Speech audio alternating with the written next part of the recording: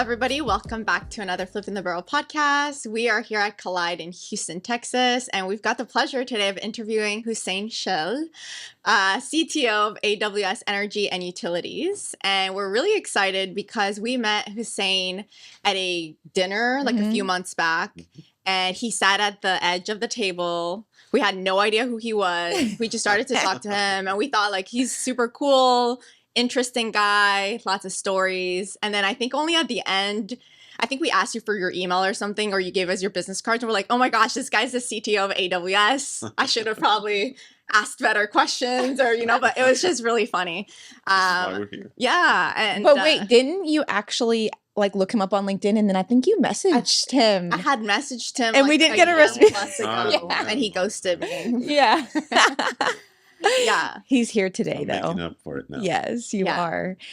Oh, we have to say, Hussein, I just listening to you that day at that dinner was when Massiel and I were like, yeah, we've got to learn more about Hussein, who he is, where he came from. And we had the pleasure of getting to know a little bit about you, but we really want to dive into that for our listeners today, because your story to me is just one of those, immigrant, but it's more important of like when you came here to the US, you came with nothing. And I really want you to kind of tell us about the early beginnings in Lebanon, what that was like living there and like your aspirations. Okay. And then like tell us what it was like when you came to New York. Okay, we'll start there. It's a long story. First and foremost, thank you so much for having me. This is a pleasure. I've been really meaning to be here and to join you all and just chat and see, people interested in the story and what we're doing and some of the kind of innovation that we're doing in the industry. But first, let me introduce myself again. Hussein Shell, I'm the CTO of AWS Energy and Utilities. I'm also in charge of subsurface transformation for the business unit. I have been with AWS for about 3 years. And previously I was the CTO of energy for Microsoft.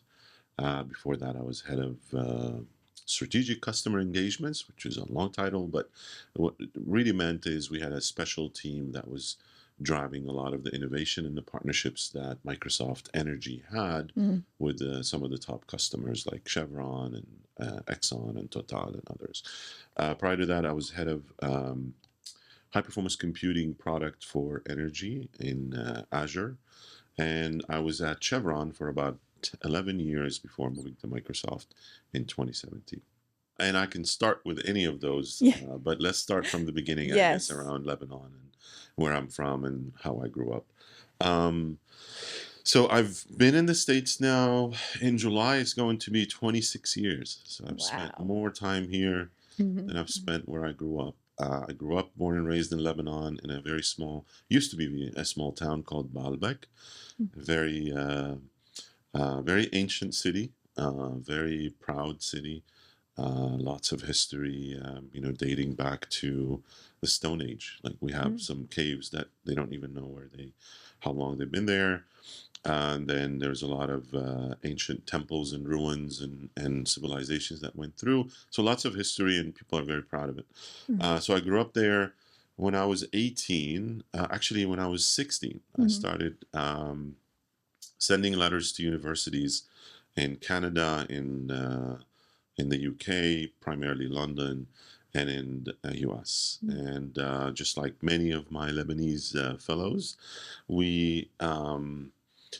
there's a lot of war and events that were happening in Lebanon in the 80s and early 90s and late 90s. And so there wasn't a lot of opportunities for many of us. And Lebanese by nature have immigrated for thousands of years. Fun fact, there's more Lebanese outside of Lebanon than there is in Lebanon. There's about 4 million Lebanese, or 4.5, I think, because there hasn't been a consensus in a long time. But there's about 9 to 12 million overseas. So between Brazil, US, Australia, and Europe, there's a significant amount of Lebanese immigrants. So I left like all of them.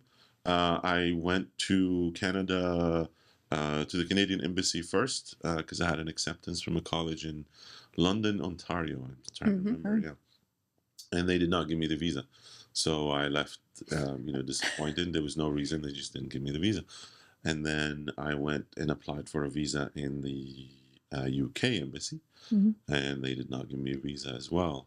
And at the time, late 90s, the US visa is the most difficult to get as Mhm. an immigrant or as a student, especially from the Middle East.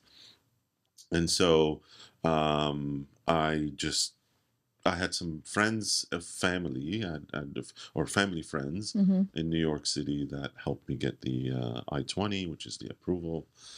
And I went to the embassy, and the consulate there was, for some reason, was very impressed with my English, being from a small town, Mhm. in the Bekaa Valley, which is far from the big city like Beirut, etc.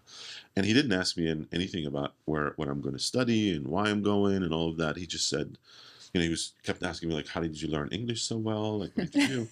And there's a funny story behind it, because my dad had a radio station and a TV station, like a local radio and TV station, and I was in charge of taping all of the cartoons for the shows. And so I learned English, and from music, from Yeah. movies, from cartoons.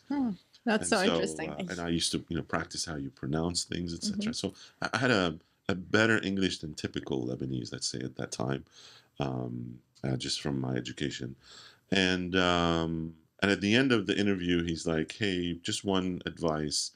I would recommend you go somewhere else in a different campus from where you're going." It was Queensboro Community College in New York City, and it was in Bayside, Queens. So it Mm. was kind of far from the city, in the suburbs of New York City. I had no idea. I Yeah. just had an acceptance from college, Yeah. right? And I was like, yeah. He's like, you should move and go somewhere else. Go into the city to Manhattan. You'll have more fun. And blah blah blah. I'm like, okay. Like, that means you give me Sure. the visa, right? Yeah. I'm like, oh yeah, we're done. So that's what happened. And I got the visa after a month. I got it in June. I left Lebanon in July to start the semester. Did you And stay at that college? so no, I did not. And so I ended up in New York City, landed in JFK, walked out of the airport. A friend of my uncle lived there, so it was just weird. And I ask my parents all the time, like, how did you let me do that? Like, Yeah, I was about to ask you, what were your parents What were even? you I was like, but it's so typical and normal. Like, I have many friends that have They're done like, the yeah, same me thing. too. It's Showed really, up Yeah. at some stranger's just house. showed up at some strange. I didn't know how he looked like. I didn't have a picture. So I get out of JFK, and I'm looking around, like, to see people, and I can tell someone is Middle Eastern. I'm like, okay, maybe it's this guy.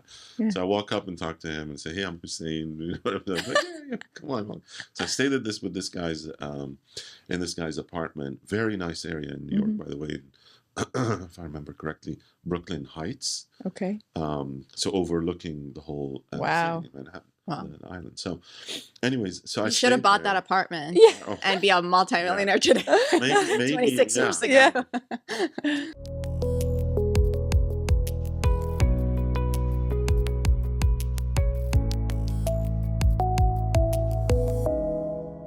So I stayed with him. He took care of me for like a week, and we looked for an apartment closer to the campus. And I could. There's no dorms. There's no, housing like that. It was all just commercial and, I'm sorry, residential. So I found this guy, an old American guy by himself. He turned his attic into a one bedroom, like a small bedroom Mhm. and a small bathroom, half a bath. And then his kitchen was the common kitchen for me and him. But he had a rule: if he's in the kitchen, I'm not allowed in the kitchen. Coming from, Middle Eastern culture is very strange, because like Yeah. everybody kind of lives in the kitchen. Mhm. Yeah. Like, you hang out. But anyways, so I stayed with him. He had a huge husky, and the husky was literally, maybe like about 5 feet. Wow. And like, he was huge, old, and he would stand on me and put his paws, and I'm 6'4", Yeah. and he would put his paws on me. And I've never, hung out with dogs in the past, because, from Middle Eastern culture. So it was very, very strange, but I loved it. It was close to campus. It was literally, you walk outside and you cross the highway and you're in the campus. And then I would sit in the bus and just ride the bus for 2-3 hours, and just exploring the city, like sitting there, just looking, seeing what area looks safe, what area doesn't. For hours, for weeks, I would do that. And then I would call my parents, using the phone Uh-huh. cards at the time. There was no cell phones, no Mhm. internet, no voice over IP at the time. And I would call them like, "Hey, everything is great." It was going, I would hang up, start crying. Yeah. That must have been That really must have been, difficult. yeah, I was about to say, like, you make it sound like, oh, I went and got this visa and then but like, what was going through your head? Did you ever question, like, what am I doing and why am I doing this? Every day, every day. But there was no other option. And Mhm. sometimes when you have no other option. Yeah. When my parents are well off, but they weren't rich, so you couldn't go into the big universities in Lebanon, especially, there's a couple of really, really good universities. Um, and so you had to make it work. And so I found out there's like an area or a street in Mm. Queens, Astoria, Queens, where there's a lot of Middle Easterns, a lot of Egyptians and Jordanians and some Lebanese. And I would go there, walk around, have some food, and then just kind of feel like Feel home. at And then home. go Yeah. back to Bayside, Queens, which is like 20 minutes, from to 30 minutes from there. Yeah. But it was an experience that kind of shaped my Mm. my life, I would say, for the last 25 years. A Is question that for you, and I'm going to skip very to today. yeah. You have, I think, 2 children. Hmm. How do you instill that in your children where they didn't have to have no option? Like, how do you teach Yeah. that? Yeah. I don't know if I'm doing a good job, to be honest. According to my wife, I'm spoiling them. You just have to keep reiterating that there are people that are in need. There are people that don't have food at the table most of the time. There are people that start from nothing, like myself. You keep telling them where they belong, where they're from, their Mhm. original, family or heritage. It's very, very important, and they love that. Like they're extremely excited to go to Lebanon and see their family and their Mm. cousins and their uncles and aunts, and it's like one of their favorite thing to do. And I have family that visit me now that come here and visit, and so it's important to continue to tell them about you got to work hard for something that you really are passionate about. You gotta plan about what you're gonna do at school, your tests. You gotta Mm. study. One of my daughters is into soccer, and she's been playing in a competitive league for the last I think 4 years. Mm. And she's really, she's good. She has talent, but she needs to practice and she needs to hone in that talent. And I keep reminding her, like, hey, Baba didn't start from, where he is today. I had to learn, I had to Mhm. study, I had to do a lot of programming.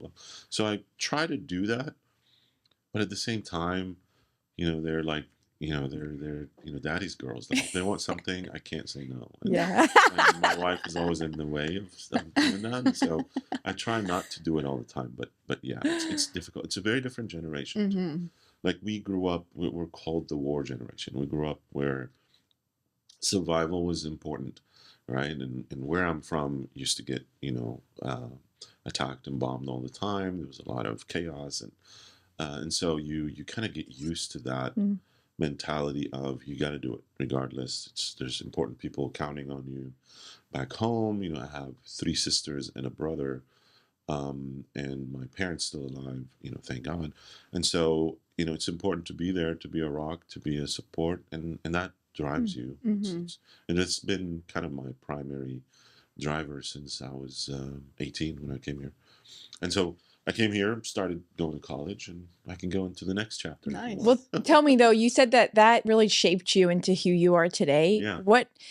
What do you think, like, you bring that into your leadership and your learnings today? Like, what part of that do you like hone in on from all those learnings? I think if I want to look at it from a career and from a leadership standpoint, it really um, um, stresses the fact that you're always looking for solutions, Mm. right? You're stuck in some, especially in technology, like you're trying to solve a problem, and so you can look at it from so many different ways, but you have the tenacity and determination that there is a way to solve it, and how you bring people from different perspectives, different ideas, Mm. different opinions to say, listen, I understand the diversity of opinion and the way you would go about solving this problem, but we have to solve the problem. That's the most important part for our customers, for our partners, for our company, for our team.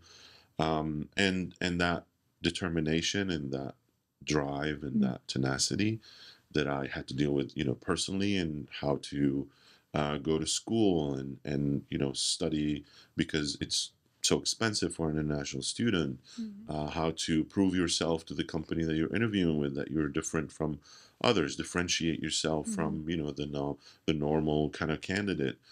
I even talk to people like that I mentor about how everybody, one professor told me this, everybody sells themselves.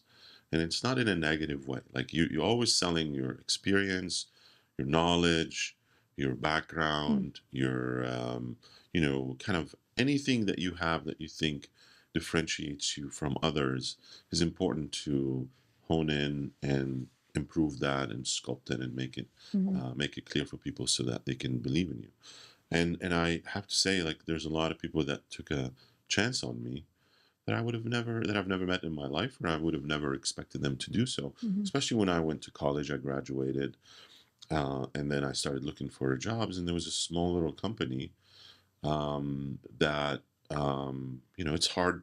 I mean, as you know now, with the H-1B and sponsoring international students, it's a process, and you have to pay, you have to go through it. It's kind of a lottery, so you're betting on this person to make it, and they did, and it's and it was the start that made me get into the whole professional career. It was a small company of like 10, 12 people, and they did accounts receivable recovery, which they go through thousands of spreadsheets and files that they get from their customers, and they look for opportunities of missed warranties, of payments, overpayments, etc., and they recover that.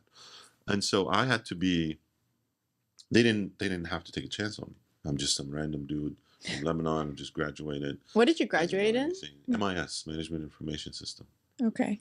And I was, I think, one of the few Middle Easterns in the room when I was doing so, because it's like, oh, you're going into computer science and programming, and it's not. It's more about the business applications and the understandings of systems and architecture, and then the computer science aspect of it is minimal, in my opinion. It's really understanding the applications of technology in businth. Were you a That's good also student? another theme. I'll tell you about that. Okay. Another theme for me in my career is that I've always been able to sit down with the business team, whether it was in Chevron or in Microsoft or in Amazon. And it's honestly my experience in Chevron that differentiated me from many of my colleagues, is that I was always in an embedded IT in a business unit, whether it was in pipeline when I started, to upstream, to drilling and completion. I was always sitting with the engineers, understood what they did, tried to relate from where they're looking at, and then brought my experience in technology and tools to help them.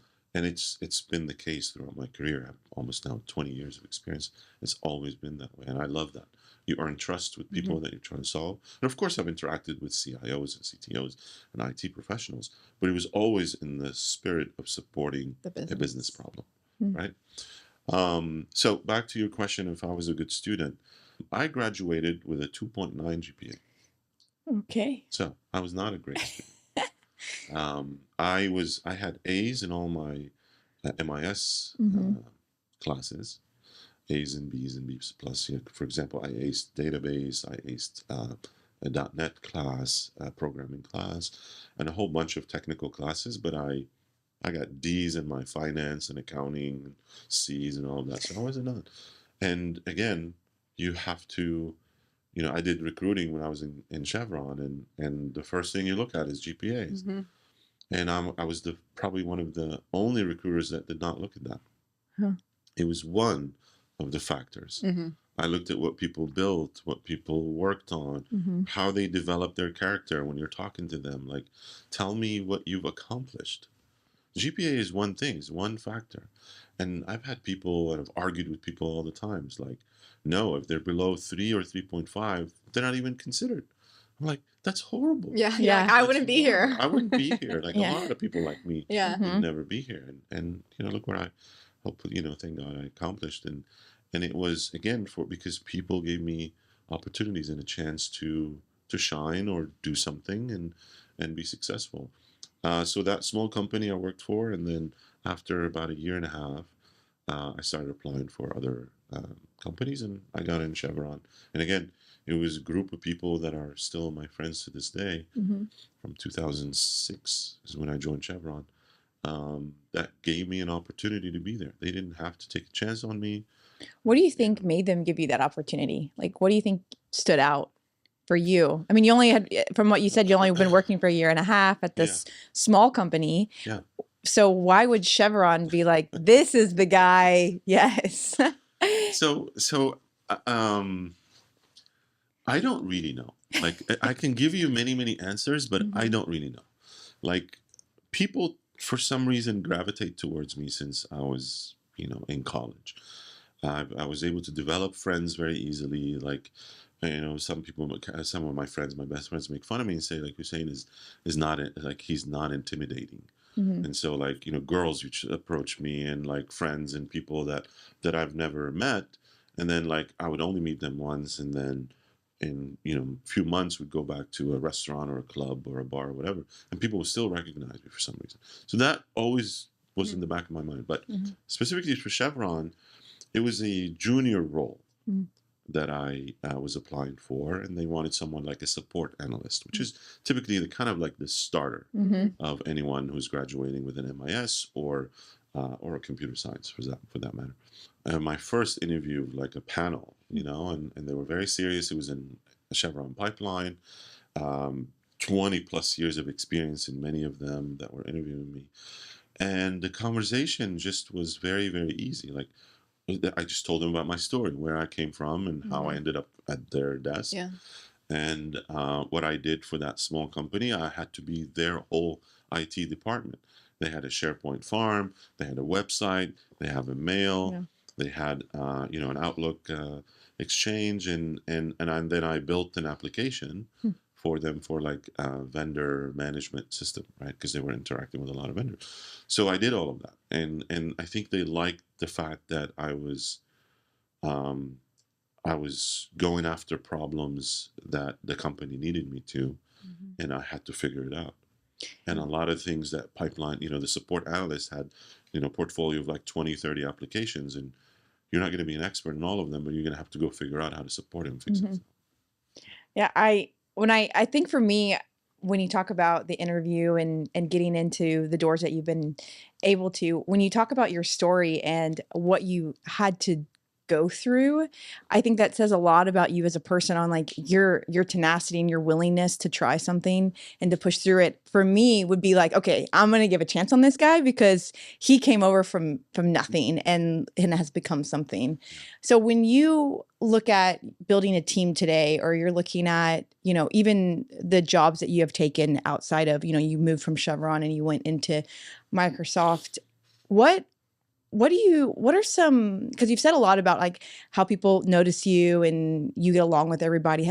That can't always be true though. You've led a bunch of teams. I'm sure at some point you came into an issue where maybe, so for those listening that are like, I had felt the same way about myself. And then like, now I'm up against, these people that, are my colleagues, and like, how do you overcome that? And like, how do you make sure that people's other personalities don't weigh you down and make you like think twice about what you're doing?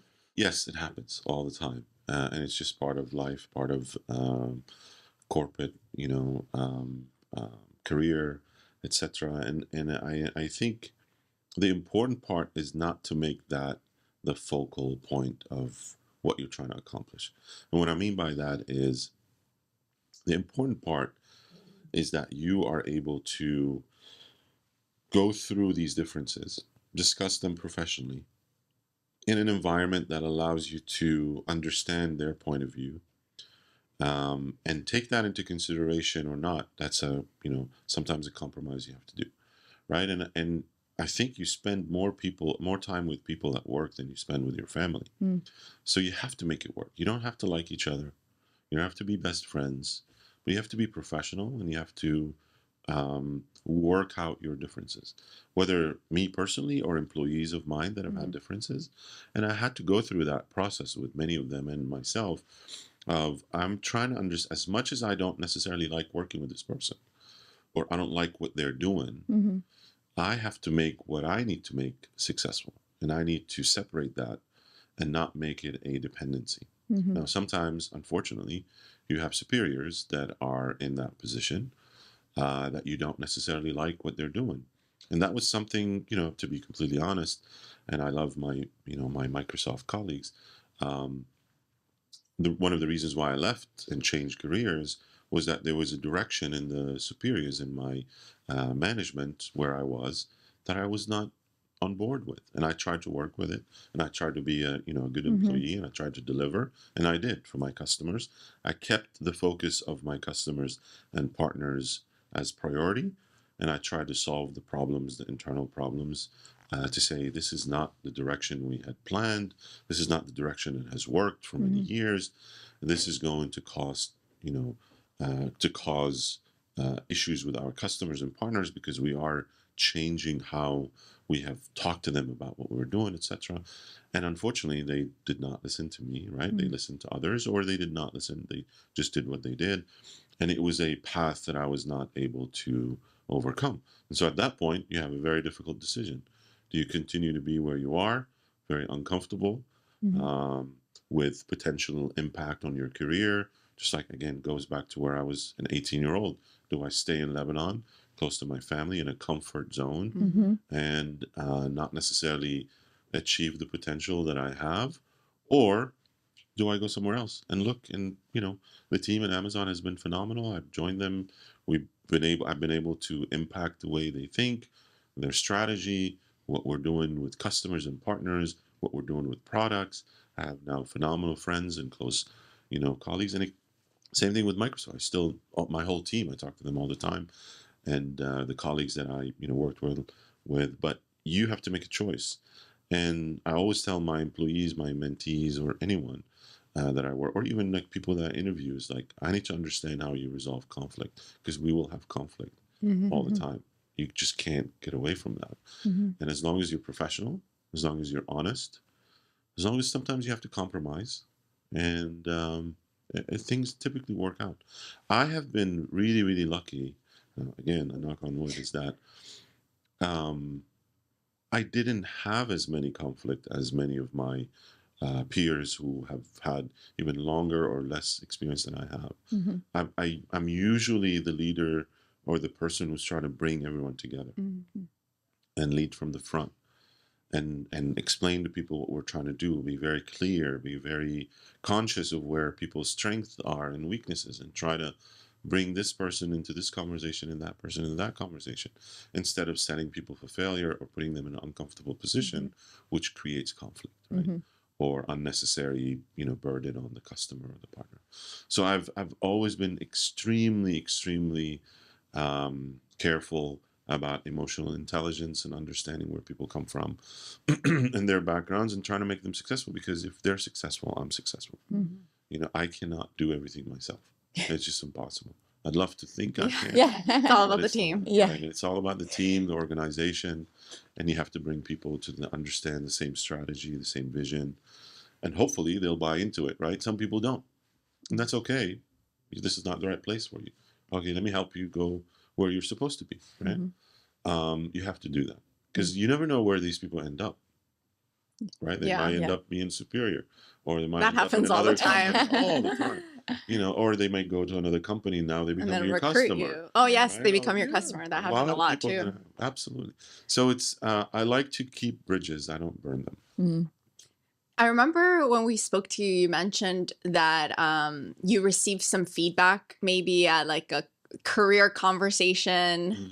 We don't have to mention the company, but pretty much like obviously you had these high goals and expectations, and you're climbing your corporate career. And I think it happens to many of us where we kind of hit a plateau in what that manager thinks of you. Correct. Like you may have potential, but they don't think that. Correct. And so you kind of were faced with a little bit of that where maybe you wanted to, hey, maybe I could be CTO one day of this company, or maybe I can continue to climb the ranks. And it was like, yeah, not here. Like you don't have the talent that in his eyes, right? And we're not talking about the organization, but a lot of times our careers are all focused on one person. Yeah, absolutely. You know, so he didn't think you were that great, you know? How do you bring us to like that feedback? How do you internalize that? That for sure hurts anybody's ego when you're so excited to keep climbing in this company.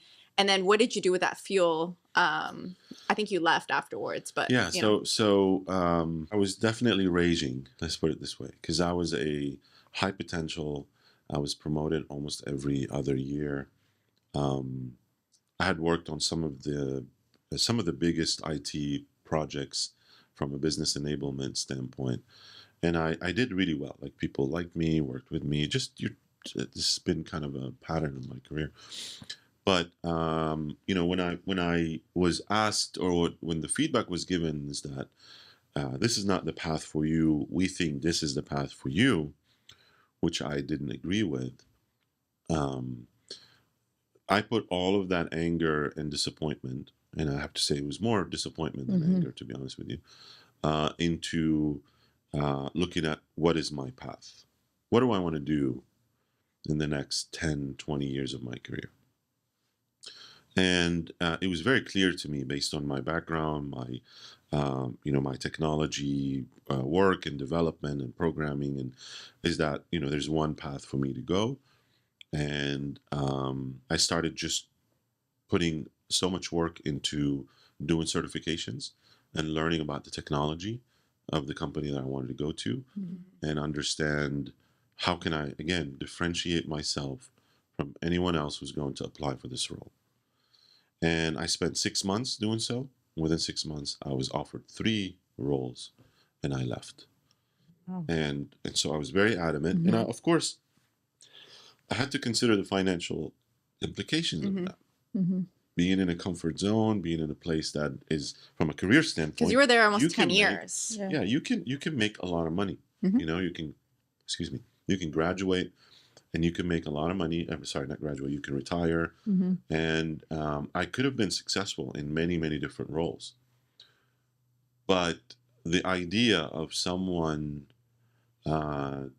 defining that path for you at that level of authority was not something that I was willing to compromise with. So I left, and again, I left into an unknown world. I had like one person that I knew that worked in the next company, and I just went full throttle into how do I make myself different from my peers. I knew their technology better than their own architects, and that was feedback I got from the manager that I was working on. He's like, wait, you came from outside, but you know it better than the team that I'm working with. So anyways, I put my full focus on making sure that's the case. And then within 6 months, I was asked to move roles and take over, at Microsoft, the whole HPC business for energy. I had never done anything around HPC. Zero background. I knew what seismic processing and imaging and reservoir simulation and some of the business problems that it solved. But technically, I've never done that. I've never had to learn that, understand that, and figure it out. Because I was asked, this is what we want you to do, and this is the next, step in the career. At least that, I made the bet. Yeah. It was literally at the same time I was being asked to go to Amsterdam and be their, the data and analytics specialist over there. And the other offer was, we need you to run this engineering team, program management in engineering, to go solve a very big, hairy problem of how do we run high performance computing and supercomputers in the cloud, because it was too expensive. It didn't work. It was broken, and there was no offering, and all these companies wanted it to work. And so I made a decision, and it was a big personal decision because I really wanted to go to Amsterdam. Yeah, I'm about to say I love Amsterdam. Work-life balance. Yeah. The team there was amazing. They loved me. I had a great relationship with the executives there that were running the business unit and the whole organization. where in engineering I didn't know anybody. It was Mhm. someone who saw me in a meeting and saw how I interacted with the customer, Shell at the time. And I have a very funny story. It's too late. But I went 360 where I'm working with Shell and some of the same people I met in 2017 that Wow. went a different way. Mm. But anyways, so yeah. I mean, I think for me, I feel like this is like one of the most important parts of the podcast and of your story, because I feel like I've seen so many people that all face what you faced, Mhm. because that's the corporate world. There is going to be someone above Yeah, you that's yeah. going to tell you what they think is best for your Mhm. career. I mean, I heard it all the time, like, we think you should do this, and you're like, but I like love this, and I know that I'm really good at this, and I know I could do this one day. But it's what falls within their playbook of, well, you need to these skill sets or whatever it is that they want. Yeah. And having worked with so many people and meeting so many people, that happens a lot, but people just put their head down and go like, okay, Yeah, they're of right. course, of Mhm. course. But they're not willing to take that risk. So I'm like, hearing your story, I want people to hear and be like, if that's you, or if you feel that and you truly don't agree with it, it's your future and it's your life. So take a risk. But that's the thing, is people aren't willing to take risks. Yeah, and it's And you a left an higher amazing risk. company. That's Yes. a huge risk. Well, I mean, It's not every like company that you worked for was like a They were top tier big, in like- in what they Yeah, were and doing. it's and I love everyone over there. Like in every Mhm. single company I've worked, I've had best friends, close friends, people that I've considered my family, and I still talk to, for 20 years, and it's nothing personal. It's just a Yeah. matter of I don't agree with this path that you laid for me, and I'm going to look and explore others, and I'm going to take the risk, and it's Mhm. a very high risk, but with a higher risk, you get a higher reward, Yeah. right? And if you don't try, you'll never know if you can succeed, right? When I guess somebody heard it the other day. It's like all the shots you don't take in basketball are missed Mhm. shots, right? Yeah. Yeah. So it's important to do that, and I've been, and maybe it's my personal background, the way Mhm. my life has kind of evolved is allows me or makes it comfortable for me to do so. Now I have to think 100 times before I make that decision because it's not about me anymore. Mhm. Well, that's what I was gonna Single at the ask. time. Now Yeah. I'm married. I have kids. I have How does that play? That's exactly what I was gonna ask you before we close. Was it's all. I feel like it's a different world when you don't have children, or you have like I think people's homes life really start to as they go in their career start to change the way that they make their decisions, because Absolutely. like they can't just go to Amsterdam, or they can't just say I'm just gonna leave this because Yeah. all their families on their Consequences. insurance. Yeah, there's Mhm. consequences. So like now where you're at today, and for those that are listening to this and maybe they're in the situation but they have kids at home, they're the breadwinner, like what kind of advice would you give there? And like looking at the decisions you've made, like would you have changed anything if if your wife wasn't working and you had your two girls and Yeah. No, that's a great question, and I struggle with it a lot. But just to remind you, I left the first company when I was just married, Mhm. so we just had a baby, I think. Yeah, she was 1 year old. So, and then I left the second company when I had two kids, 3 years ago, right? Yep. And so it is possible, but you have to be prepared for it. Mhm. You have to prepare yourself mentally, financially, and physically. And why I say physically is when I change companies, the pace of big tech to oil and gas traditional companies is very, very different. Mhm. The travel requirement. I was talking to literally at some point in time to almost 60-70% of oil and gas companies in the world that I was asked to go talk to or Mhm. present or Yeah. and so and that required a lot of travel and a lot of patience from my wife and understanding that Mhm. this is time where you should do this because you're not going to be able to do it when you're 40 or 50 or whatever, right? And so that helps prepare me for that big jump, and I would encourage anyone to do so because it's extremely rewarding. And the worst thing that could happen is you go back and do what you were doing in a different company or in the same company. Mhm. Because again, don't burn bridges, Mhm. build them, continue to have them. I have amazing relationships at Chevron. I have amazing relationships at Microsoft, and I do have now amazing relationships at AWS. And I know if I call up someone and say I'm stuck, somebody will help me, Mhm. right? Because I've fostered so many of those relationships in my career that even partners like oilfield services and technology partners and startups that would need someone like myself or others that are looking. So I always encourage it. Maybe I'm not a good advice giver to someone who's very comfortable in their career, Yeah. and I have nothing against that. But I'm the one who's always taking the risks. And now, we're thinking about, okay, what are we going to do in the next 10 years? Like, Yeah. are we going to stay in the U.S.? Are we going to change? And who knows what the next chapter brings. I love it. I love it. Yeah. No, this is a phenomenal podcast. Yeah. No, what I just love about your whole story, and I just love stories like yours, because you came over with like no plan besides the fact that like, and there's some university like you knew like nothing about, and like the area. And I find it so intriguing because looking at you now, I mean, you're like the CTO of AWS Energy and Utilities. You're based out of Houston now, but who knows what the what will happen in the future. But it's crazy to just like take a look back of like, what if you didn't take all that risk in the beginning? And maybe you didn't, you were young then, and you can say taking risks when you're young are easier, but there is some sense of having that ability to do it later in life when you are financially stable, or you do know who you are as a person. When you're younger, you don't know who you are, you don't know what you want. So I think the way that you continue to do that throughout your career has really said a lot, and it shows where you're at today. And Yeah. I think your story is so inspiring, Hussein. So Thank you so much. Hopefully your daughters will listen to this. And yeah.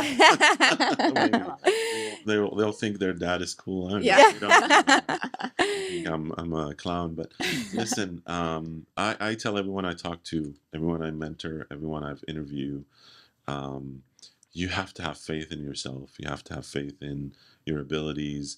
Even when you don't know something, try to figure it out. Like, try to learn it, try to understand.